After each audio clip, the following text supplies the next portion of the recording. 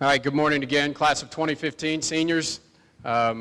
We have a great presentation for you today, very important presentation for you today, and we are very honored here at J-Town to have been selected as a school that gets to provide you this very important presentation and also to have special guests. We're very lucky and fortunate today to have our Attorney General of the Commonwealth of Kentucky, Mr. Jack Conway, join us today. So first of all, I'd like to recognize Jack Conway for joining us. Can we have a round of applause for him?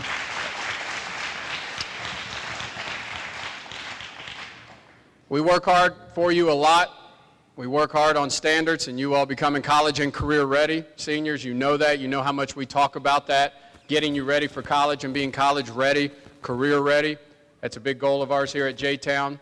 But hopefully we also teach you some important lessons on life, things that you need to know, and that's what that is about today. And that's why we have such important guests with us here today to join us in this ceremony. So I'm very honored and proud that we are able to present this to you. When we first talked about this, selecting students was important, who we were going to have down here for this presentation. But I felt it was so important that we have all 300 members of the class of 2015 join us for this. You know we don't pull you out of class often, but that's how important the message you will be hearing today. So we need you to pay attention and make sure you understand everything that's being said to you today. So without further delay, I would like to introduce one of our guests. We're also honored here to have our board member from the J-Town area. I'd like to introduce Mr. Chris Brady.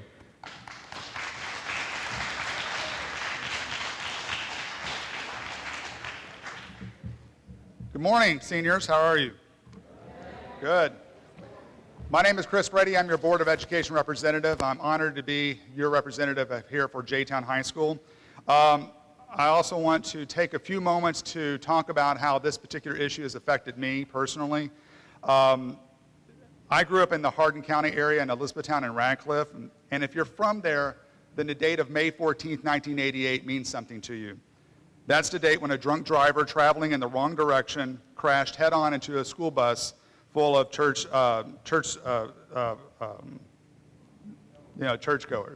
And there were that church bus was from Radcliffe, Kentucky, which is one of the places I lived at. In that fiery moment, my community lost 27 souls, most of them children. And of all the 40 survivors that survived that crash, they all carry scars, both physical and mental, from that evening. Now, to you, that's ancient history. But to me, that seems like just yesterday because I was there that night. On that day, my high school band, and that was your age at the time, was visiting Kings Island at the same time as the group. And we left after the church group, and we were caught in the traffic on I-71 after the crash. And I always remember the seemingly endless wail of ambulance sirens that night, the distraught parents when we arrived at our school thinking that it was us, the funerals, the memorials, and seeing children recovering from the horrific injuries they received from the crash. Mere words cannot convey the impact that this tragedy had on my community. Our bright future was diminished a little that night. In time, we learned to carry on, but we never completely healed. I have to believe things happen for a reason. I know it's not something that I know, but it's something I have to take on faith. And what I do know is that the buses that you've ridden your entire lives are safer because of the events of that crash. The safety advances that were implemented due to that courageous efforts of the survivors and the victims' families saved children's lives because of what was learned from that crash. That is why today's program is so important to me. I hope you, the senior class of J-Town High School, will spread the word about the hazards of drunk driving so that we will never, ever happen or have a Carrollton bus crash. Don't make the same mistake of reckless disregard that marred my community 26 years ago. At this time, I'd like to introduce to you Michelle Dillard. She's a superintendent, or assistant superintendent for J-Town in this area. And I also want to thank you for your attendance and your attention for this important topic. Thank you.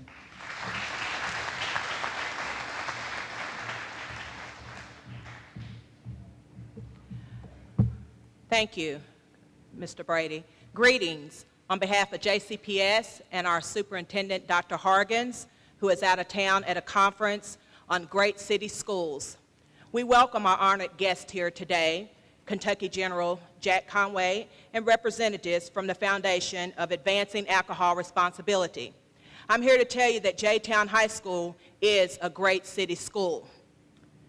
At J-Town High School, we know that you have career academies here: build, design, create, and lead. Being a leader includes being a safe driver and knowing the dangers of driving drunk, drowsy, and distracted by smartphones and other devices. Today, we are here to find out how you feel about this serious subject. I know that your principal, Dr. Polio, wants you to be successful, but he also wants you to be safe. It is my pleasure now to introduce Brandy Nanini from the Foundation for Advancing Alcohol Responsibility. Thank you.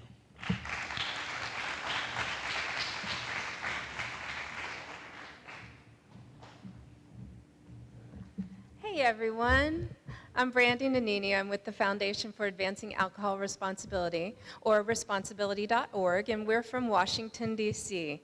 And we created the I Know Everything program because we care so much about your safety. And it's National Teen Driver Safety Week, so do me a favor today and go on Twitter and use the hashtag JustDrive and tag I Know Everything and talk about what you're doing to drive safely.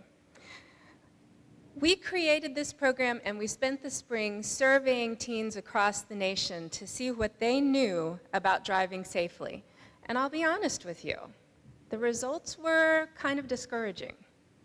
But today we're here to see how you do on that same challenge. And I'm hopeful. We'll see how you guys do.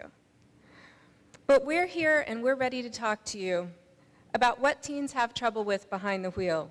And we're here to address those issues head on. Let's hear more about why traffic safety is so important from the Executive Director of the Kentucky Office of Highway Safety, Bill Bell.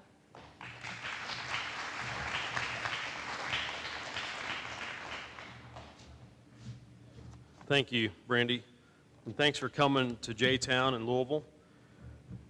I grew up not too far away from here, went to Fern Creek Elementary, and have a lot of friends from this area, so it's great to be back in the J-Town area. I want to start out with a positive for you guys, and this is partly my opinion and partly facts. Your generation is going to be the safest drivers on the road. Will be, whether you believe it or not. Part of that is because, and you can show your hands, how many have heard of click it or ticket, or have heard about the dangers of distracted driving, impaired driving, unsafe driving, speeding? You've heard it all. It's been drilled into you all. Another thing you all have had is the graduated driver's license program. Can anybody imagine getting your permit on your birthday and then 30 days later having a full unrestricted license? Can anybody imagine that? Does that seem plausible to anyone?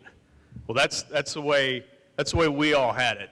On our birthday, we went in, we took our test, and 30 days later, we had an unrestricted license. We could have as many passengers in the vehicle as we wanted. There was no seatbelt laws either. But unfortunately, motor vehicle crashes are the leading cause of death for teens today, still. And why is that? Per mile, teens are involved in 3 times as many fatal crashes as all other drivers. Last year in Kentucky, there were 23,000 crashes involving drivers under the age of 21. The number one issue, over and over, is lack of driving experience. Doesn't mean you won't be a great driver, but it's just you need the time. And that's why programs such as this one and other programs that help you advance your driving skills are so important. Now, back when I'm not going to say how many years ago it was, but several years ago, my dad taught me how to drive. He was not a professional instructor. He didn't know all the laws of the road. He did make me drive a manual transmission, which was tough. But you will be ahead of your peers by taking this class and learning more. Anything you can learn above and beyond the standard test is great. And it's going to pay dividends. If you keep training, you will reap financial rewards. When you turn 25, if you have a clean driving record when you're 25, your insurance rates will plummet. I promise you. Can anybody tell me where you pick up your driving habits? Where most kids pick up their driving habits? Absolutely, your parents. Now, this does not leave the room. How many people have seen their parents on their phones or have seen their parents texting? That's well over half the room. Okay, do not pick up that habit. And I'm not going to embarrass anybody and ask how many have texted in here, because you all know that's against the law. Now, texting is illegal for everybody, but for under 18, you can't even touch your phone in the car. So, things to remember. Wearing a seatbelt is the law. Anyone in your vehicle has to wear a seatbelt. You can be stopped as a primary offense. We're seeing a slight decrease in impaired driving crashes, but it still occurs in young drivers.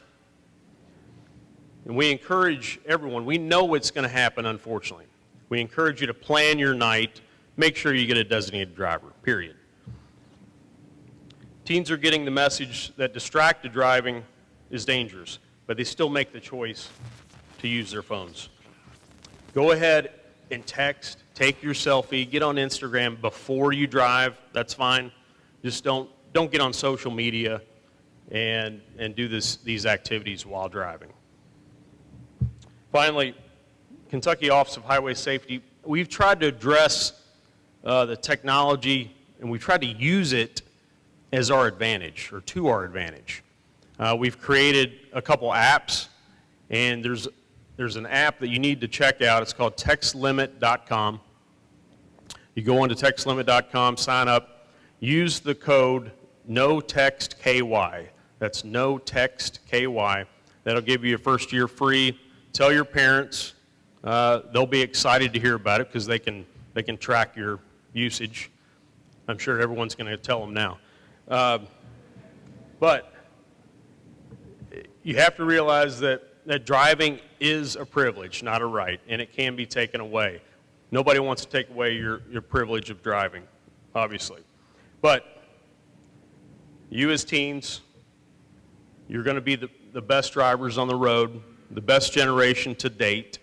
So set an example for your friends, set an example for your siblings, and please set an example for your parents.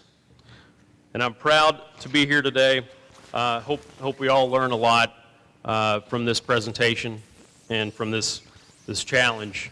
And now I want to introduce a friend of mine, and we actually went to high school together. He was an underclassman, and he'll always be an underclassman. But he's our Kentucky Attorney General, Jack Conway.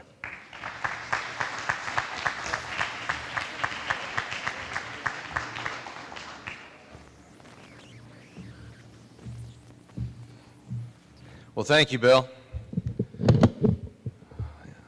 Bill and I were in high school together back in the Stone Ages, and I appreciate that kind introduction. It was a lot different back then because at the age of 16 you could get a permit, and 30 days later you could have a license. And I'll never forget getting my license and actually being out on Dixie Highway here in Jefferson County at the age of 16 in a car that was a stick shift. There was one problem. I didn't know how to drive a stick shift. And I was lucky that I didn't hurt someone or hurt myself out there on Dixie Highway that particular day.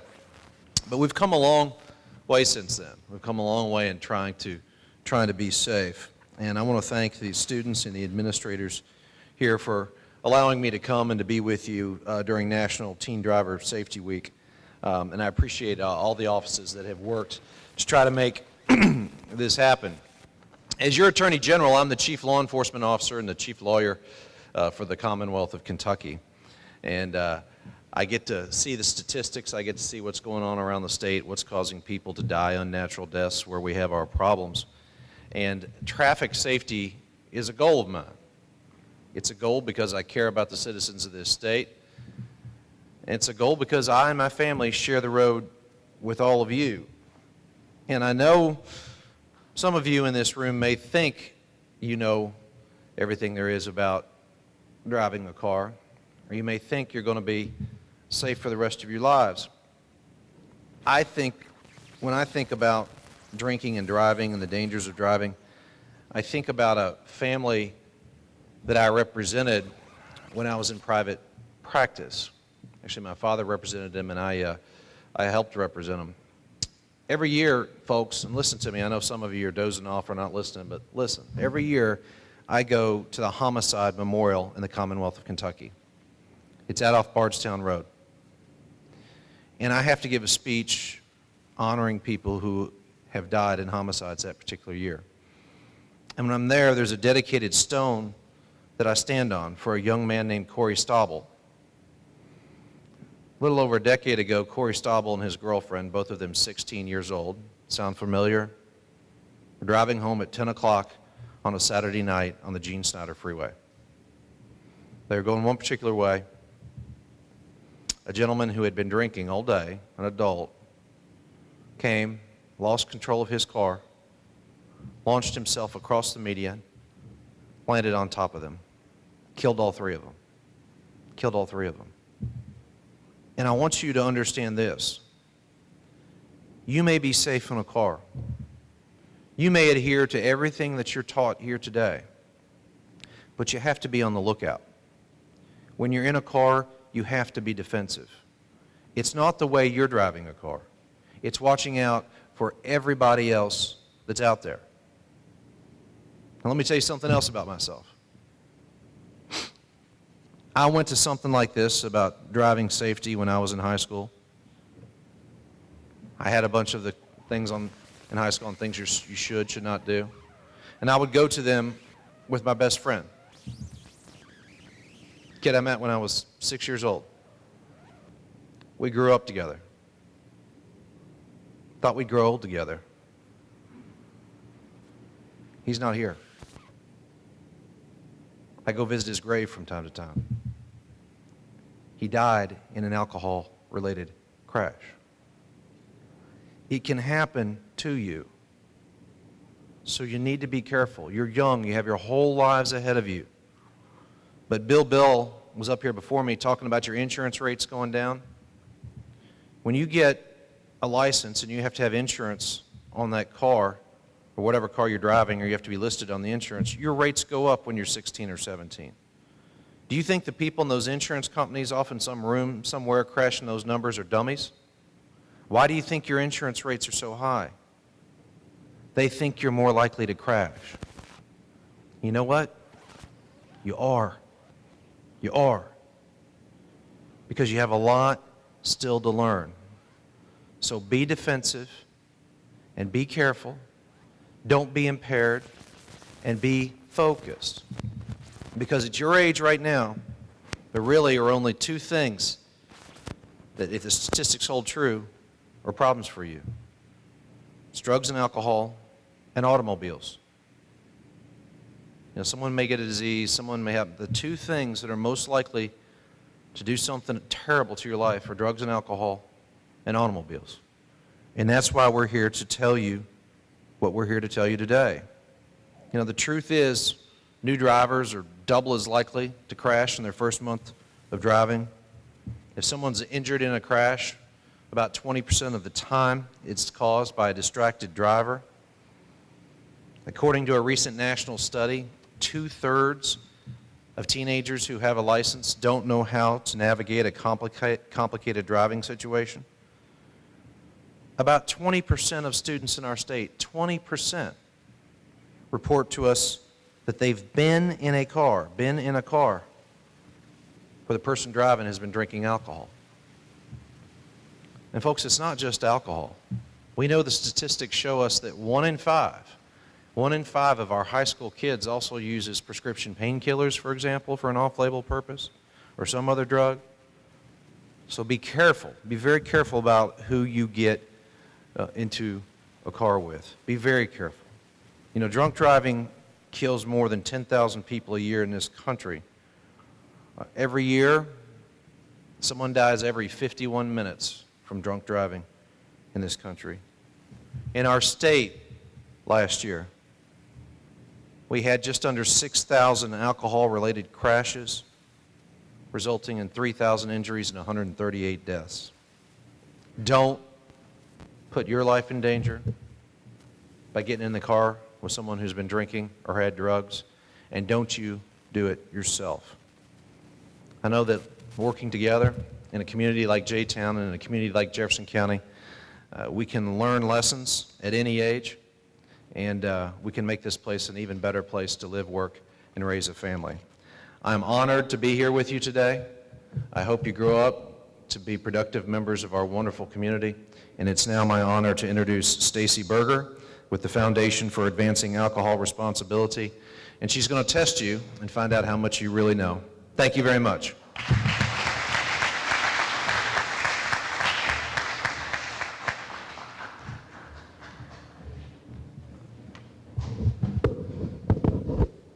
Thank you, Attorney General Conway. Hi, everyone. I'm Stacy Berger from the Foundation for Advancing Alcohol Responsibility. Thank you to Jeffersontown High School for inviting us here today and being part of the I Know Everything Challenge during National Teen Driver Safety Week. We're just going to begin with a short video to tell you a little bit more about the Foundation for Advancing Alcohol Responsibility.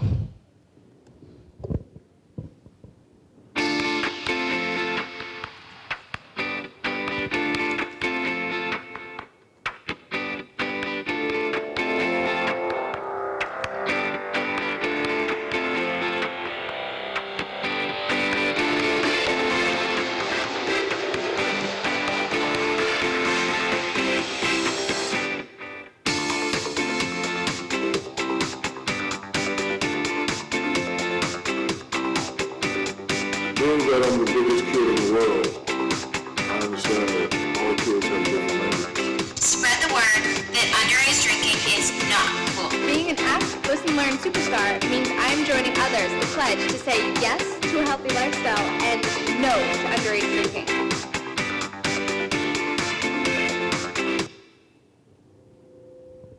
Now, we're proud to have played a leading part in reducing underage drinking and drunk driving among teens in recent years. But despite decades of safety messages, motor vehicle crashes are still the leading cause of death among teens. More than 300,000 teens are injured in car crashes each year, and thousands more are killed. So we all know that this needs to change, and you're going to help us make that change. We're going around the country with the I Know Everything Challenge to find out how much you really know about safe driving. So I know it's early, but I hope everybody's awake and ready for the challenge. We're going to start with some ground rules. So we're collecting data today from students across the country, and we have about 20 questions. You have approximately 10 to 15 seconds to answer each question. To answer a question, click the number for your response and then hit send. If you make a mistake, you can press clear and then send, and then your answer and then send.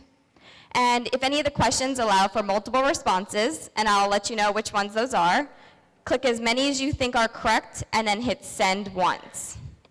So we're going to start with some of the basics. Key in the code for your gender and then hit send. So 1 for male and 2 for female. All right, key in the code for your age and then hit send. So 1 for 14, 2 for 15, 3 for 16, 4 for 17, and 5 for 18. All right, key in the code for your grade and then hit send. So 1 for 9th, 2 for 10th, 3 for 11th, and 4 for 12th. Which statement best describes your licensing status? Is it 1, I do not have a driver's license or permit? 2, I have a driver's permit? 3, I have a restricted driver's license, unsupervised driving, but limits on passengers, hours, curfew, etc. Or 4, I have a driver's license with no restrictions, full driving privileges. All right, how long have you had your driver's license or permit? Is it 1, I do not have a driver's license or permit? 2, 0 to 6 months? 3, 7 to 12 months? Or 4, a year or longer? All right, is everybody ready to start the challenge and see if you know everything? I know it's early, but can I get some more enthusiasm than that? That's more like it. All right, we're going to start with question 1. You're at the wheel in this situation, following a tractor trailer that has been traveling way below the speed limit. You finally have room to pass and see a bus pulled over ahead. Would you, 1, speed up to pass the truck before you get close to the school bus? 2, slow down so you're ready to stop when you get to the school bus? Or 3, get ready to pass the truck once you get past the school bus? All right, the answer is 2, slow down so you're ready to stop when you get to the school bus. Now, in this situation, focus on the school bus. It might just be parked, or it might just be waiting to load or unload the children, in which case you'll need to stop. Whatever the bus is doing there, wait until you pass it before you start thinking about how you're going to pass the slow-moving truck. Question 2. You're driving on a 2-lane road when you get a text on your phone. There's no one else on the road, so you glance at your phone. But then you feel your car wheels slipping onto the shoulder of the road. Would you, 1, drop your cell phone and quickly turn the steering wheel left to get back on the road? 2, step on the brakes so you don't go any further off the road? Or 3, take your foot off the gas to slow down, then steer back onto the road?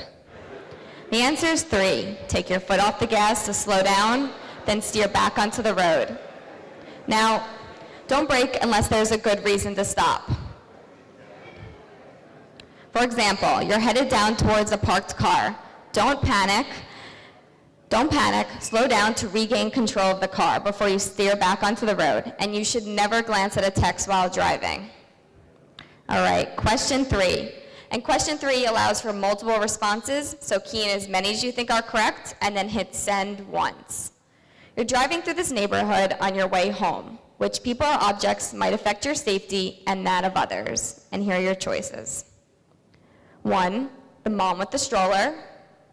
2, the kids playing soccer. 3, the jogger. 4, the cyclist. 5, the delivery truck. 6, the parked car. 7, the driveways. And 8, the speed hump/bump. All right, the best answers are the kids playing soccer, the cyclist, the delivery truck, the parked car, and the speed hump/bump.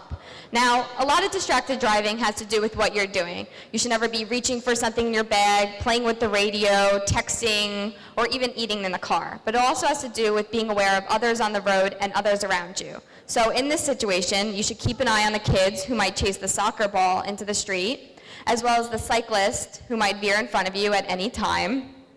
The other people in the scene are unlikely to interfere with your driving, and that's why they're not a part of the answer. You should always be alert of cars pulling out of the driveways, and of course, slow down, period. And you should really be alert of all things because anything can happen. Question 4. You're driving on a highway approaching a construction zone. As you're slowing down to observe the posted speed limits, you see in your rearview mirror a car coming up fast behind you. Would you, 1, speed up so the car behind you doesn't get too close? 2, follow the posted construction speed limit signs, even if the car behind you starts tailgating? Or 3, move to the right-hand lane if it's open so the speeder can pass? Best answer is 2, follow the posted construction speed limit signs, even if the car behind you starts tailgating. Now in the situation, stay in your lane and drive the posted speed limit. The law says you have to obey the posted speed limits in a construction zone, even if there are no workers present. If workers are on the job, fines may double, even triple. After you have traveled through the construction zone, and if there's room to pass, move over to the right-hand lane so the car behind you can pass. Question 5. You're the first car at a red light and hear sirens behind you.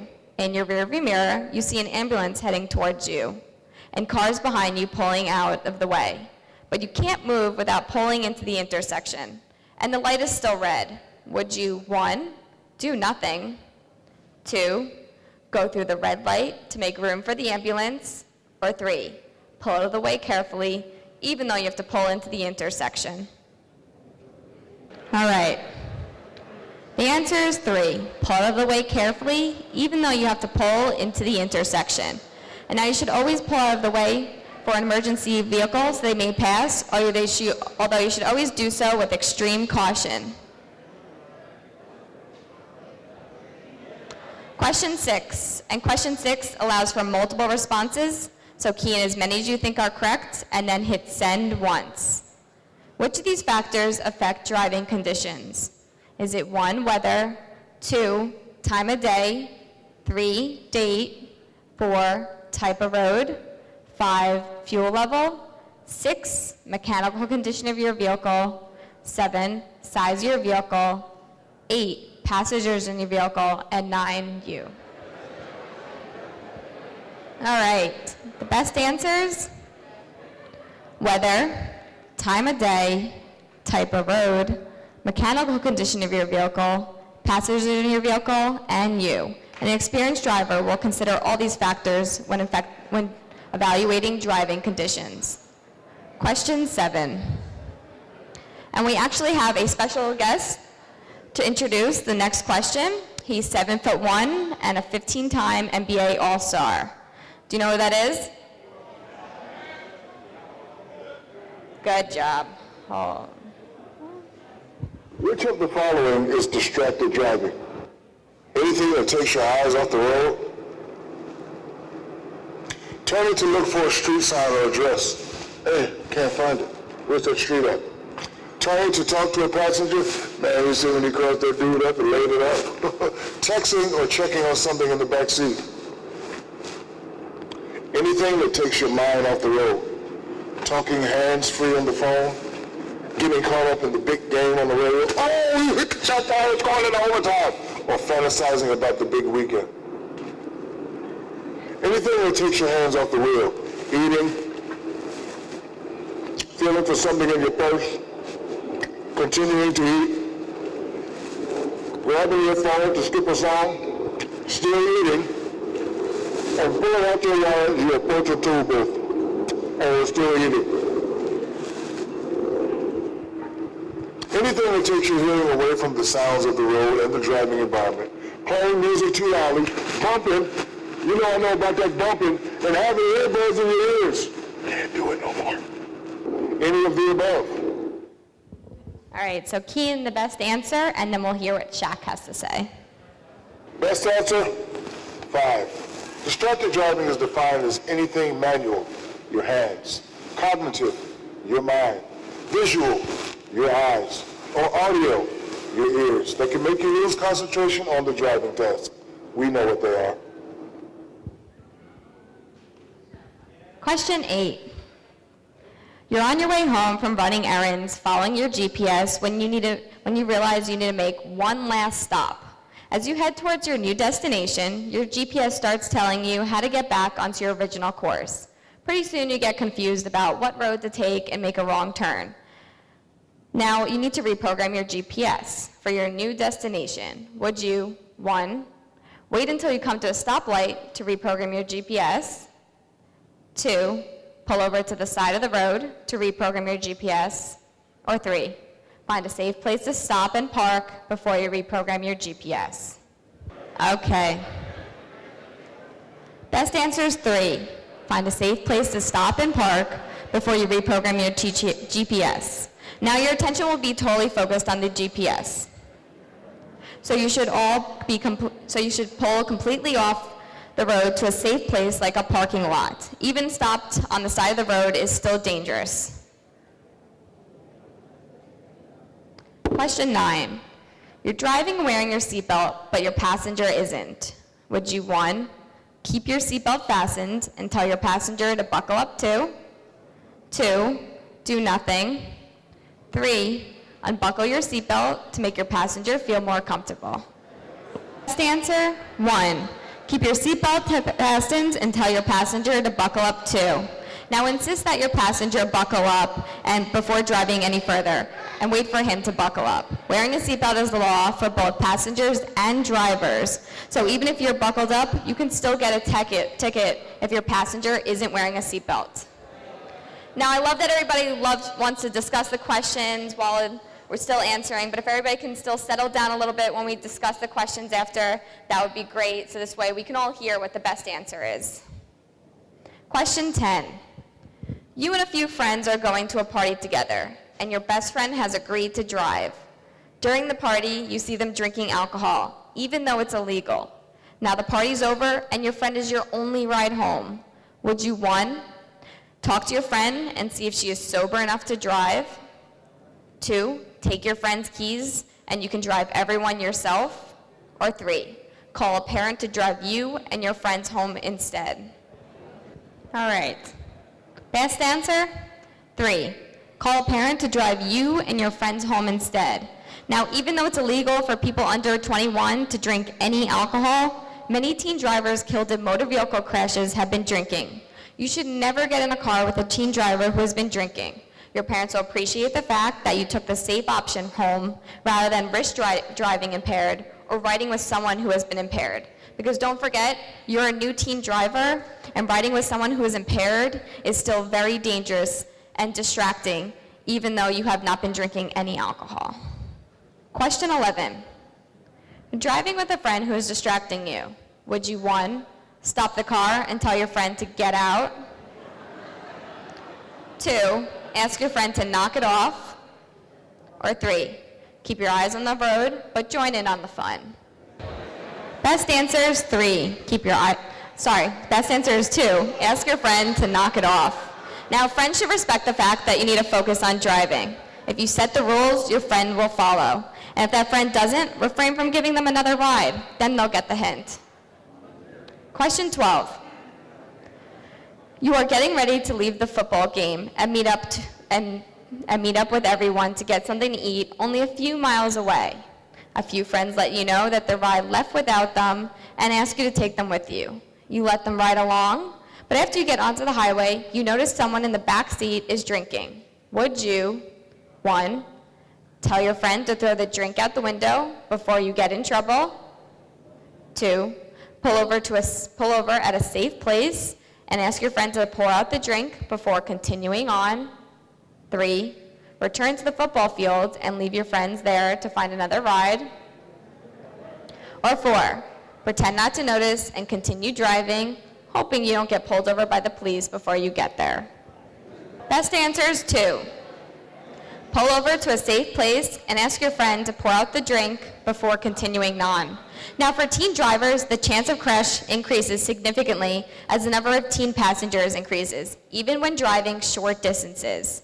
The situation can only get worse if passengers are also engaging in risky behavior. Why take the chance, limit the number of passengers, and never allow anyone to drink in your car? Question 13. What will always be the hardest thing about driving? Is it 1, knowing if there's something wrong with your car? 2, obeying all the rules of the road? 3, avoiding being distracted by passengers? Or 4, anticipating what other drivers or others on or near the road are going to do? Okay. Best answer? 4, anticipating what other drivers on or near the road are going to do. Now, experience will make driving easier, but it will always be hard to anticipate what other pedestrians, cyclists, or any other cars around you are going to do, and that's why number 4 is the best answer. Question 14. Look at this scene. How many unsafe driving practices do you see? Is it 1, 2, or 3? Best answer is 3. So the driver going through the red light, the driver texting while driving, and the driver following too closely are all driving unsafely. Question 15. And there's no right or wrong answer for question 15. How often do you find yourself in a situation behind the wheel that you're not prepared for? Is it 1, almost never, 2, sometimes, 3, every time I drive, or 4, I do not have a driver's license or permit?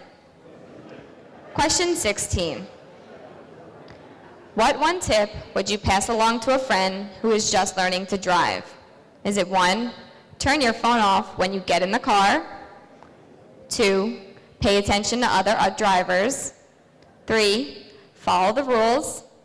4, get experience, drive whenever you can? Or 5, I do not have a driver's license. And there's no right or wrong answer for this question. All right, so now that we've talked about some everyday driving situations, we're going to take a short break to watch a video, and you might be surprised what you learn. I know everything about everything. I know what my friends are doing all the time. Seriously, I know almost everything because I pay attention. Well, most of the time. I know about cars and driving and what it takes to drive safely. Right, but it doesn't hurt to review what you already know. I know what I need before I get in the car. My keys, my phone, my wallet or bag. I know to adjust my seat and check my mirrors and put on my seatbelt and lock the doors before I take off. Did you know 10% of high school students report rarely or never wearing seatbelts when riding with someone else? I know I've always got to be careful and drive safely. Mom and Dad and everybody tell me to pay attention, pay attention, pay attention. Huh, maybe they're right? I know my parents can take away my keys anytime. Ugh. I know I need to obey traffic lights and street signs, and going faster than the speed limit is dangerous and illegal. I know I could get a ticket or lose my license if I break the rules. That's not cool. Did you know teen drivers are 50% more likely to crash in the first month of having a license than they are after a full year of experience? I know the difference between fog lights and high beams. I know to drive slower in rain or snow or ice or fog. I know I need to be awake and alert. I know I need to pay attention to road conditions all the time because a car can slide out of control in 1 second. That's scary.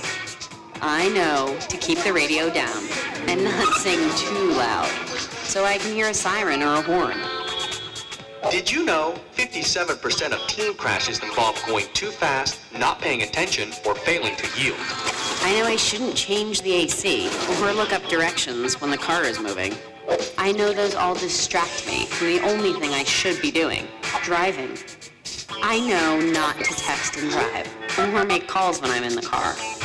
Did you know more than 50% of high school students say they text while they drive at least sometimes? I know it's really hard and a little gross to eat when I'm driving. Gross! I know I need to pay 100% of my attention to signs and lights and other cars every single second. Did you know 20% of crashes that injure someone are caused by a distracted driver? I know it's illegal for me to drink alcohol. And I know that when I'm 21, it's illegal to drink alcohol and drive impaired.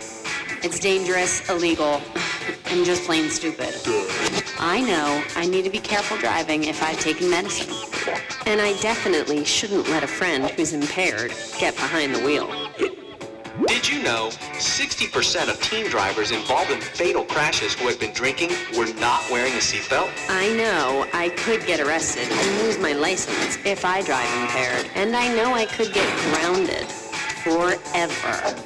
I know I need to be home by curfew, but I still need to drive safely and obey stop signs and red lights. I know I may get grounded, but it's better than not getting home at all. Wow, so I do know a lot. I know that teens are more likely to be in crashes than adults. Did you know more than 300,000 teens are injured in crashes each year? I know my friend could die if I get in a crash, or I could die, or somebody I don't even know could die. And I know I don't want any of those things to happen. Did you know motor vehicle crashes are the leading cause of death for teens in the U.S.? I know I need to drive safely and always pay attention. So I keep my license and get home safely every time.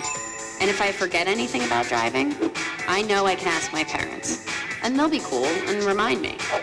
Wow, I really do know everything.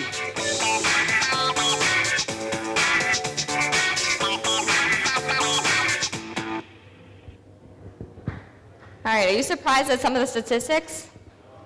Let's see a show of hands. How many of you always wear your seatbelt? Good. How about just sometimes? Never? You should always be wearing your seatbelt. All right, now we just have a few more questions for you. Question 17. How prepared did you feel when you were able to start driving by yourself? Is it 1, very well prepared, 2, prepared but still a little nervous, 3, let's just say I was not begging for the keys, or 4, I do not yet have a license or permit? And there's no right or wrong answer for this question.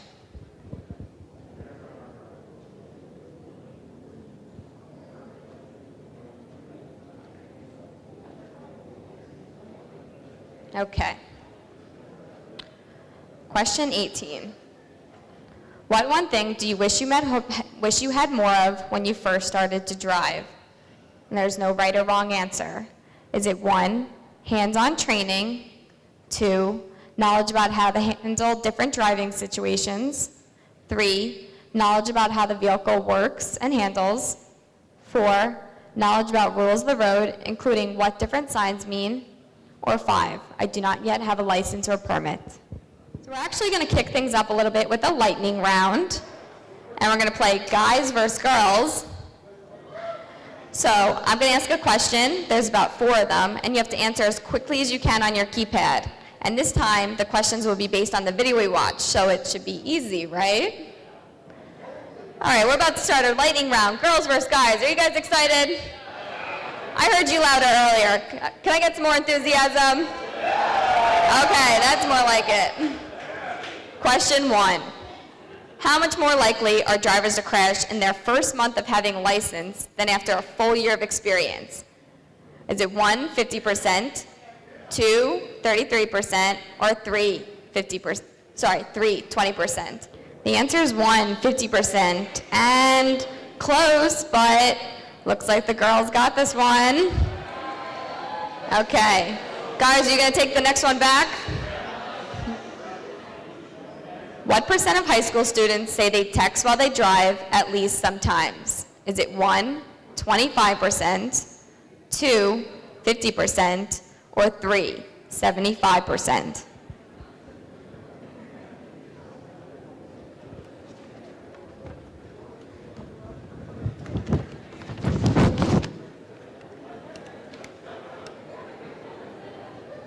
All right, just waiting for a couple more. You got to answer as quickly as you can. Okay. The answer is 2, 50%. And guys got this one. Okay.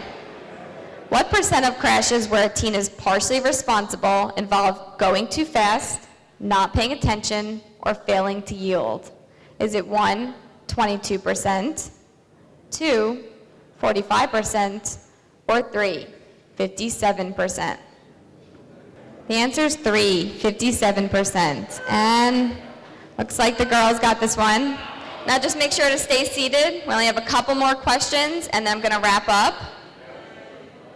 All right, last question for the lightning round. How many teens are injured in car crashes each year? And now this has been said once in the beginning and a second time in the video, so everybody should get this. Is it 1, 100,000, 2, 200,000, or 3, 300,000? Has everybody keyed in? The answer is 3, 300,000. And guys got this one. And it looks like the guys got the overall lightning round, but I have to say everybody's winner today. Now, I'm just going to finish one more question and wrap up. So if everybody can just stay seated, Dr. Polio is going to release you at the end. Last question, question 19, and there's no right or wrong answer. Has anything you heard or seen today made you think differently about driving? 1 for yes and 2 for no. Now, I want to thank everybody for being part of the I Know Everything Challenge and helping us learn about how we can help every teen become a safer driver. Thank you to Attorney General Conway, Kentucky Office of Highway Safety, and also to Jefferson County Public Schools for making this happen and inviting us here today. To learn more about teen driver safety and I Know Everything program, you can follow us on Facebook, Twitter, and Instagram.